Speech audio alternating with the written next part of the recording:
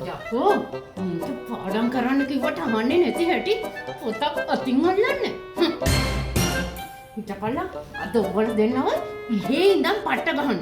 අම්මේ තාත් දෙනවා.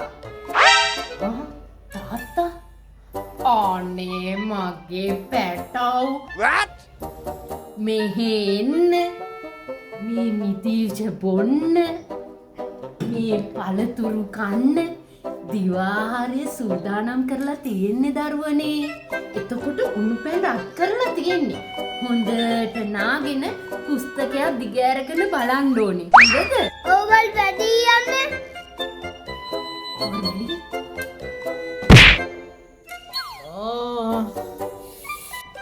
අයියෝ අම්මා ඕවර් රටින් ගියානේ. Oh shit. You're